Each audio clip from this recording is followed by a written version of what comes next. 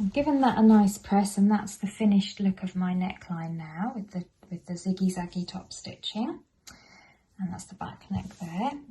So if you are going to do the gathers at the front, like this lady with the spotty top has here, then the next stage, I'm just going to talk it through. I'm not going to do the gathers at the front of here simply because I've made this top 3 times, and my other 2 tops have got the gathers, and I just want to do one without. I love the gathers, but I just want variation in my things that I'm making. But I wanted to show you what to do. Okay, so you're going to cut a piece of elastic 8 centimetres long and make a pen mark on it 3 centimetres up from the bottom. The extra elastic below the mark is just something for you to hold on to as you sew. So that's just there for you to hold on to. So 8 centimetres long with 3 centimetre mark up from the bottom. And you can use this clear elastic. So you're just going to measure that out, cut 8 and then make a mark 3 centimetres up. And then what you want to do is you want to flip your top to the inside.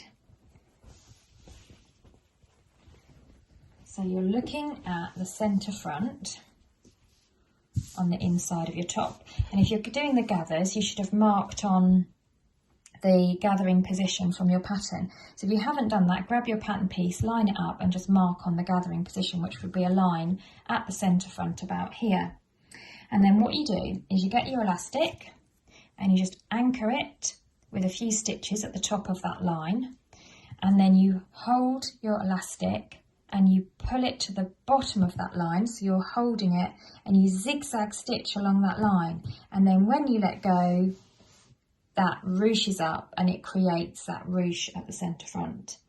Now there's a good tip here. It says if you've got a slightly larger bust, you might want to lengthen the elastic and the elastic stitching line slightly.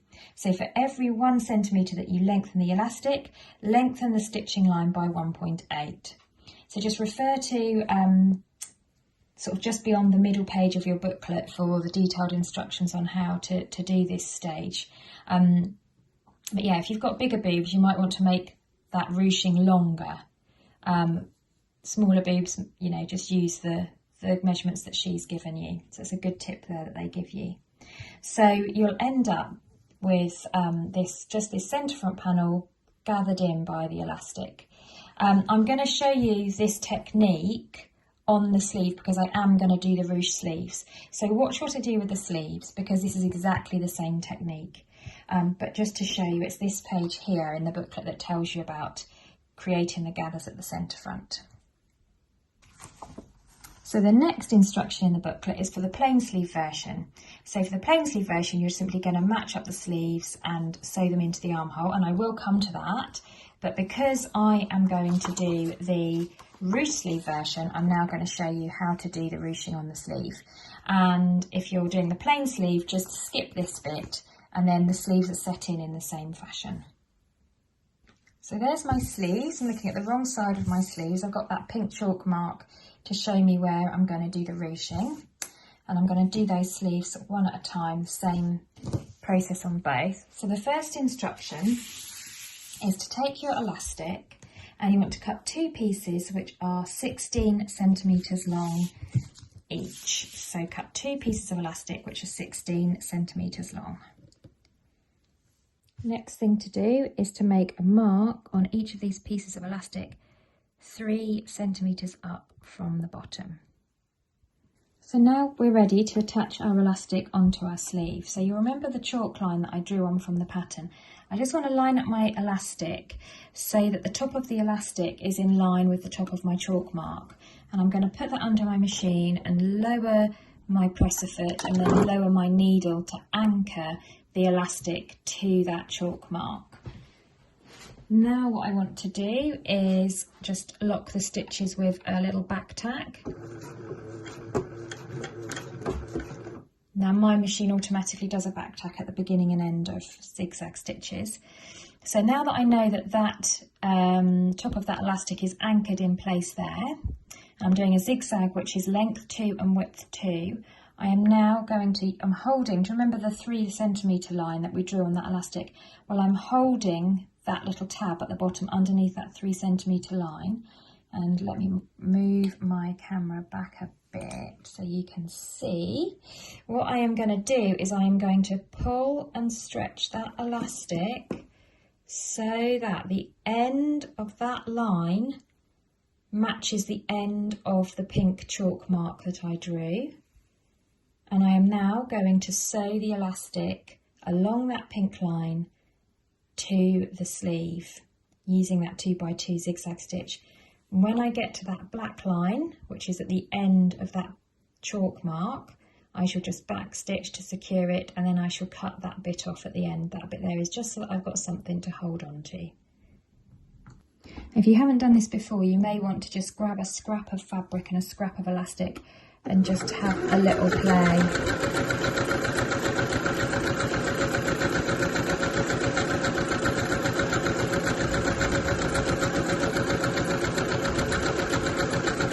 So I can see through the elastic that it's sitting on that pink chalk line. Whoops.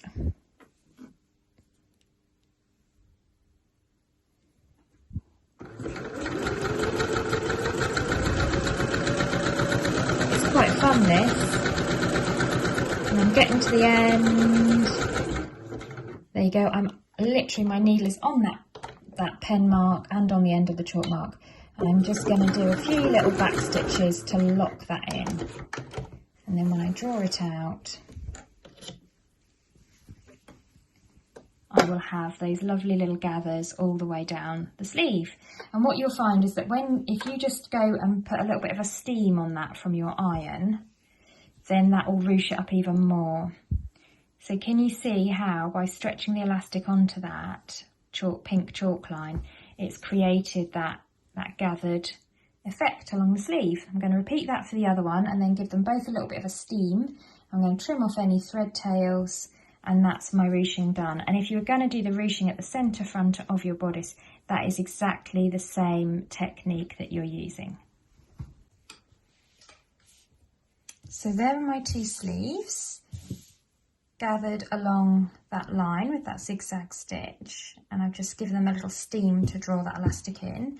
And I'm looking at the pattern, you can actually also use braided elastic if you've got some as well. I can't find there's that much difference between using the braided elastic or the clear elastic. Maybe there is, I don't know, it kind of works the same. So there we are, there's my ruched up sleeves. What I'm going to do now is create the gathers, and again you're going to skip this step if you're using plain sleeves. Now the gathers run from, let's put that on the back so we can see our notches. The gathers run from the front notch all the way over the top of the sleeve head, all the way around to the twin notches which are at the back of the sleeve. Now how do we do gathers? Well, you want to set your machine to a straight stitch, and you can put a contrasting coloured thread on if you want, so it's easy to identify and pick them out later on. And then what you're going to do is, starting at one of the sleeve head notches about 1/2 centimetre in from the edge of your fabric, in from the raw edge, you're going to sew with a long straight stitch all the way around the top of that sleeve. Then you're going to repeat the same again and do a second row just in from your first all the way along. Then you're going to draw the thread along the thread in order to create the gathers. So let's show you how to do that now. I'll do one sleeve at a time, and I shall just repeat exactly the same process on both. So I'm going to start just above that pink notch there. Oops, switch the machine on. And I'm going to use a straight stitch, and I'm going to increase my stitch length as long as it will go, which is 5. And I'm just going to sew all the way around the top of that sleeve. And I don't want to do a back stitch, and I want to leave myself with plenty of spare thread at the beginning and end to hold on to, which will help me gather those sleeve heads in.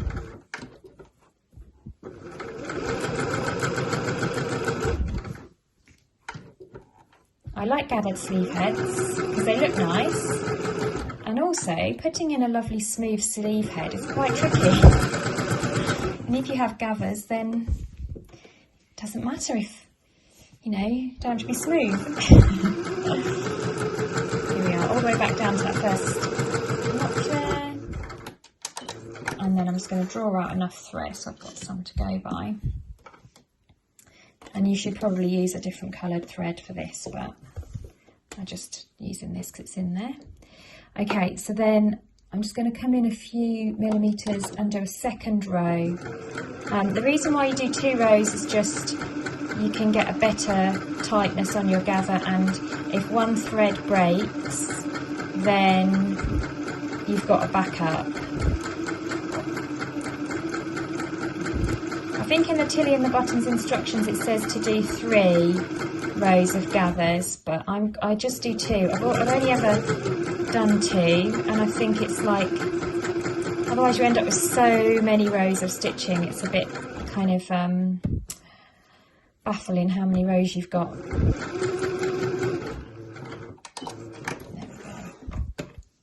we go. Move that out of the way. So now you can see you've got those 2 gathering stitches there. So what I'm going to do is I'm just going to grab the top threads, not the bottom ones, and I can just travel the fabric along the threads. So I'm just going to gather it up to the tightest possible amount to begin with, and then as I'm setting the sleeve head into the armscissor, into the armhole, I will then splay out those gathers to fit the sleeve head. Sorry, to fit the armhole. Okay, so you'll end up with something that looks like a little bonnet. So you've got the gathers going down here, and you've also got the gathers coming around there. So I'm going to repeat that on both of them, both sleeves. There's my 2 little gathered sleeve heads there. So now what we're going to do is set those into the armscissor holes. So lay your top out in front of you, looking at the right side. There's my back neck and my front neck, and I'm looking at the right side.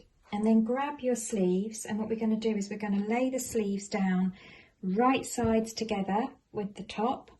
We're going to splay that sleeve head into our armhole, and then we're going to pin it and then sew it. And what you want to do is you want to make sure that you get the right sleeve for the right side. So I've got 2 notches there, and I know that 2 notches means the back of the armhole, and this is my back here, because can you see that shallow neckline shape? So I know that that is going to match up there, and I know that in that case that this sleeve is going to sit here. So we'll put in one sleeve at a time, so I'll discard that one for now, and I'll just work on this side. Now first thing, let's match up that pink sleeve head notch there with my shoulder seam. Oh, magnetic, everything is picking up from the magnet. Right, so I'm going to put that there. Raw edge is matching, and that is my sleeve head matching up with my shoulder seam. So put 1 pin in there. And then just going to draw that round, and I want to match up the end of the sleeve there with the end of that side seam there. So I'll put a pin in there.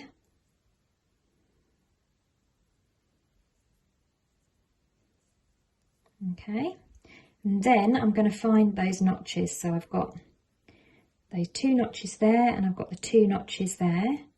So I'm next up, I'm going to match up them. Match those rather. 2 notches on the back of my sleeve, 2 notches on the back of my armhole. Match them up and pop a pin in. And then I can just match up that curve there. Put an extra pin in there.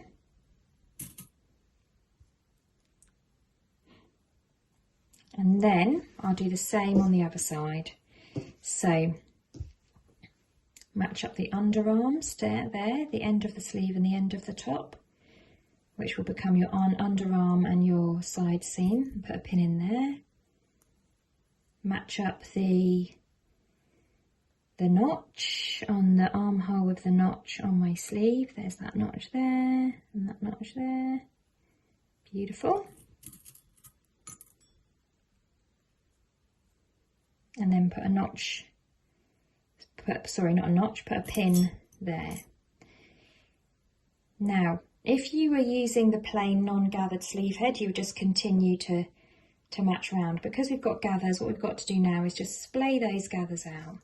So just draw them out nice and gently, so that they sort of are evenly distributed, those gathers, and just kind of tease them out so that they fit in and raw edges are together and they fit in nicely. Pop a couple more pins in place and then do the same on the other side. So just going to splay out on it and match up the raw edges and just splay out those gathers. Put some pins in place to hold everything together. Then what I'll do is I will baste this sleeve in place. I'll just tack it using a nice long stitch on my sewing machine just to hold it all together before I whip it over to my overlocker.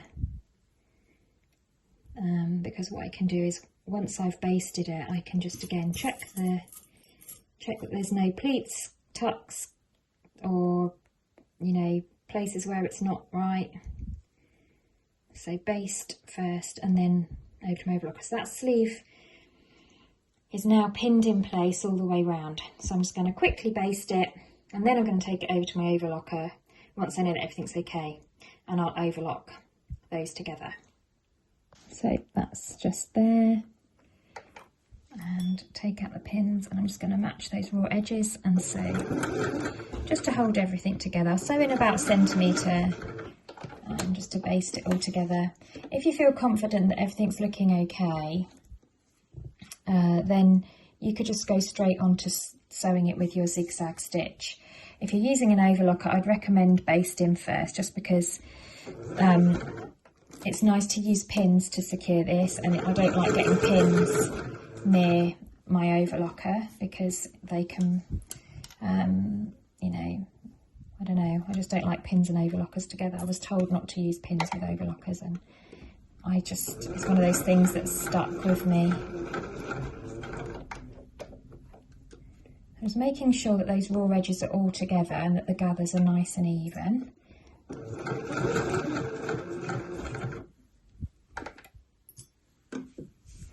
But you can make this Agnes top just as a plain t-shirt with no gathers at the front and no gathers at the sleeves. It doesn't have to be, you don't have to have all these fancy bits.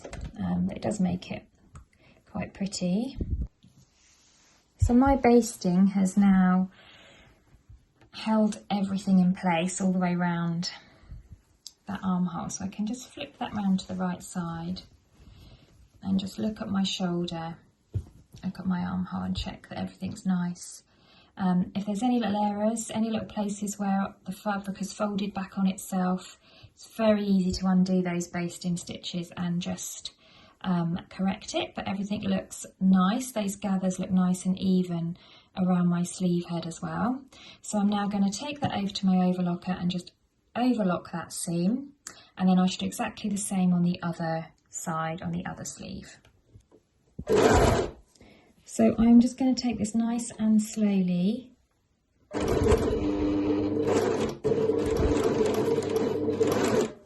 and I'm just going to keep folding that back up just to check that the fabric isn't folded up underneath there at all, because I'm sort of coming around this curve here.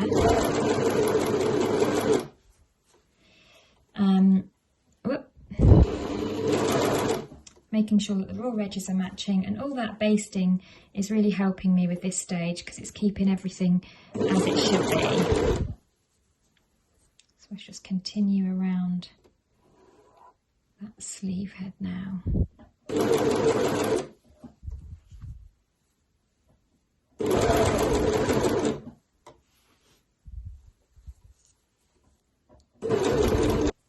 And there we go. So that is now overlocked all the way around there.